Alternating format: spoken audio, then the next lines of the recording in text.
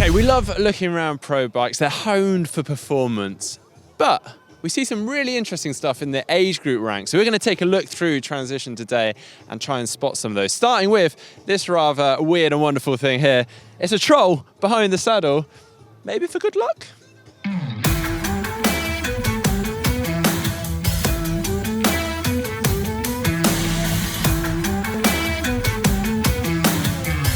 Right, we've got a really exciting one for you here. Let's take a look.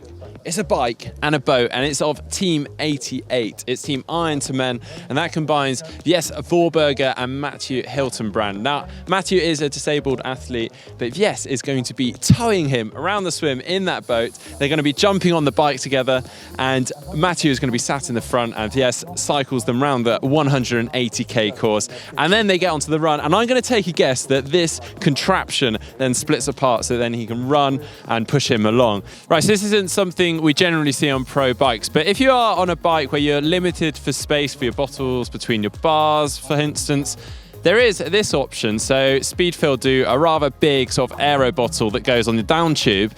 You can fill it on the go, so when you run out, you can just grab a bottle from the aid station, fill it through the hole, and then they've got a straw coming out, a very long straw, and it goes all the way up onto the handlebars and works essentially like a normal aero bottle on the front.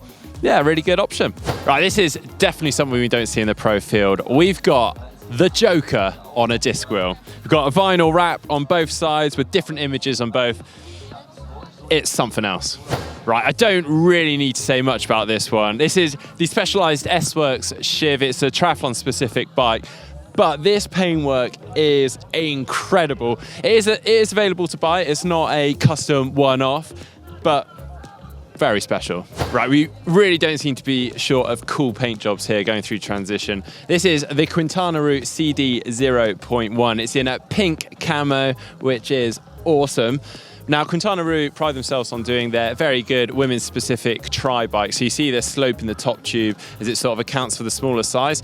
Right, I've come in search of this bike because I was fortunate enough to bump into James Hatchley the other day, and he was telling me all about his bike and his team, Team Hatch. The team is set up in memory of his daughter, Emma Rose Hatchley, who unfortunately passed away. This team is now raising money for Great Ormond Street Children's Hospital charity, and they've raised a staggering £250,000 to date. And they've done that through 8 of them gearing up to race at Challenge Roth in their first ever full distance race. So a really impressive story, a lovely story as well. And he's had this bike made in memory of Emma as a tribute with the butterflies all over and for Emma written on it. It's a Trek Speed concept. It is beautiful. We don't see many of these bikes. This is the Diamondback Andean. There's actually a couple of them in transition. I'm just taking the opportunity to take a look and show you guys. Right, I've come across this aero bottle holder and storage compartment. It's all built into one. I'm not entirely sure which brand it is because the owner has done their own custom paintwork on it. It's almost got this cool marble effect, and it looks wicked. Everyone's always looking for places to store their spares for race day on their bike. And if you're using tubular tyres, it's a little bit harder to store a spare tub. And this is an interesting option. They've just fitted it behind their seat tube, behind their seat post, and they've cable tied it onto their saddle and then onto the bottle cage behind. It is essentially out of the flow of the wind. Really interesting option. Right, turns out it's not just the pros with custom paintworks, because this Brazilian athlete has had their aero helmet, their Rudy Project aero helmet, custom painted and airbrushed. Just check it out. Cool, eh?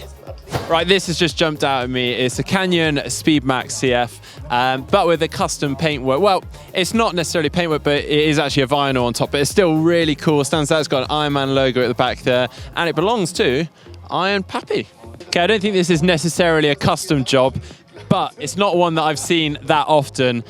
It's a zip disc with some very cool decals on, and I just can't wait to see that spinning because that is going to look insane. Okay, so I've been walking around transition for a while now, and one thing I've really picked up on is the mix between people being in their small ring or in their big ring. Now, I do know coming out of transition here, the mountain line quite quickly then goes into this small incline. So some people are clearly factoring that in. They've put it in the small ring so they can get their momentum up quickly. Obviously, some others maybe either haven't checked it out or they feel that they can be well, in an easy enough gear within the big ring to get over that incline. So I guess the takeaway point from this is really to check out the route, check out the transition, and check out that exit route, because it really could, you know, change that mounting of the bike and that momentum that you get quickly and early on into the race. Okay, so generally the day before a longer distance race, you have to rack your bike rather than doing it on the morning. And a lot of people like to cover their bike, but that is against the rules for a lot of races also. But if you want to put your gels on the day before and stop them from overheating perhaps in the sun, this is quite a cool option. So this person has wrapped a bag around it and they've just used some masking tape to hold that on, and just keeping it cool within there, hopefully. I don't know whether it works or not, but great idea. Right, this isn't something you see often, or I haven't seen for a very long time actually. These are the Xentis base bar and aero bar integrated all into one. It's quite a, I guess you could say, over-engineered design, which is why we don't see too much of it now. I think it's kind of going down a much more simplistic route. Very interesting, very different kind of design. Definitely caught my eye. All right, that has been really fun. It's something I've actually wanted to do for a long time. I've seen loads of stuff that you just wouldn't see in the pro ranks. Some really cool stuff, some quite interesting stuff to say the least. If you like this video, hit that thumbs up button. If you'd like to see more from GTN, just click on the globe and subscribe. If you'd like to see age group common mechanical issues, just click down here. If you'd like to see how to train when you've got no time, just click down here.